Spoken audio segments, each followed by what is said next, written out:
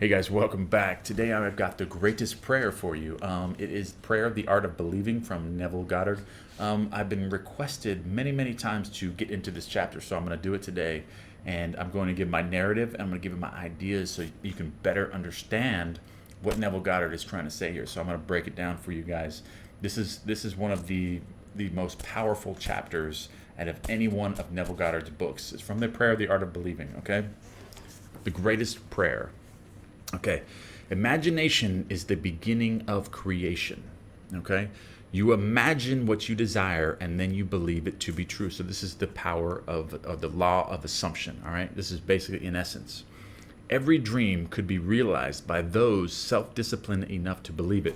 So, okay, this kind of goes back to you know what to do. If you're watching this channel, you know what to apply. You know how to get everything that you want in life, but do you have the discipline to actually create a scene in your mind and force yourself to lay in the uncomfortable position every single night and fall asleep and build and construct this new world that you want to fall asleep in and gather that feeling and fall asleep with? Do you have the discipline to do that? You know how to do it, but are you actually doing it? Okay, so that's what they're saying. You must have the discipline, because all the knowledge in the world means nothing if you're not applying it, okay? If you're not changing yourself, you're not changing your conception of yourself, you're not actively doing all of these techniques, okay?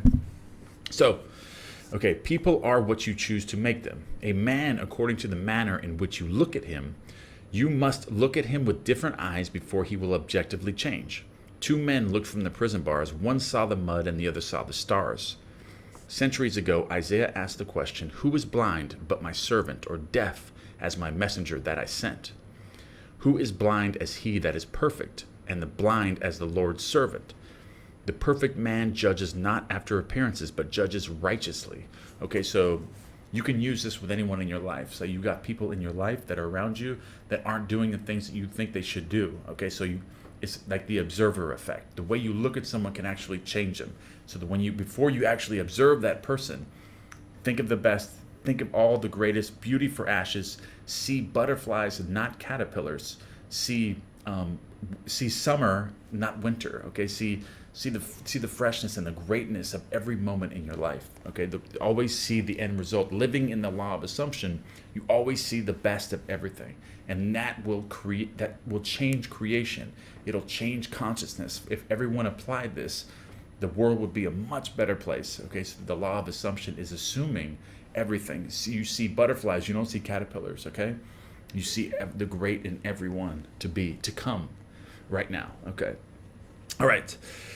The perfect man judges not after appearances, but judges righteously. He sees others as he desires to them to be. So if you want someone to be a certain way, you look at him that way. You look at him as if he's already successful. So somebody's not successful, they're unemployed. You want him to be successful, so already assume and look at him as if he's already successful.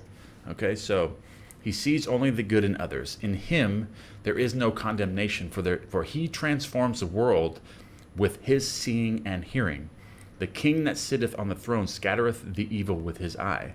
Sympathy for living things, agreements with human limitations, is not the consciousness of the king, because he has learned to separate their false concepts from their true being. To him, poverty is but the sleep of wealth. He does not see caterpillars, but painted butterflies to be. Not winter, but summer sleeping. Not man in want, but Jesus sleeping. Jesus of Nazareth, who scattereth the evil with his eye, is asleep in the imagination of every man, and out of his own imagination must man awaken him by subjectively affirming, "I am Jesus." Then and only then will he see Jesus, for man can only see what is awake within himself. The holy womb is man's imagination. The holy child is that conception of himself, which is Isaiah's definition of the perfect heed, the words of St. Augustine. Too late have I loved thee, for behold thou wert within, and it was without that I did seek thee. It is to your own consciousness that you must turn as to the only reality. There, and there alone, you awaken that which is asleep. Though Christ 1,000 times in Bethlehem be born, if he is not born in thee, thy soul is still forlorn. Creation is finished. You call your creation into being by feeling the reality of the state you would call. A mood attracts its affinities, but it does not create what it attracts. As sleep is called by feeling, I am sleepy, so too is Jesus Christ called by the feeling, I am Jesus Christ. Man sees only himself. Nothing befalls a man that is not of the nature of himself. People ask me that all the time. They're wondering what's going on in their life, and they don't want to take responsibility for things that are happening in their life because they're not applying the law of assumption. Anything that befalls you is the nature of your human self, of yourself. So anything that's happening to you, you have created it somewhere, and it's the nature somewhere within you, that nature, because everything is you pushed out, all right? Okay. Nothing befalls a man that is not of nature of himself. People emerge out of the mass, betraying their close affinity to your moods as they are engendered. You meet them seemingly by accident, but find they are the mimicking of moods. They're mimics moods, okay? Because your moods continually externalize themselves, you could prophesy from your moods. Now, you could predict what's going to happen to you by your moods. So if you're in a certain mood, you're not in a good mood, you're not feeling good, you can actually predict that bad things are going to happen to you. So if you're in a good mood, obviously the opposite's going to happen. If you expect great things in your life, you wake up and you expect great things to come into your life, they're going to come into your life. You can predict the future just by your current and present feeling right now. Okay.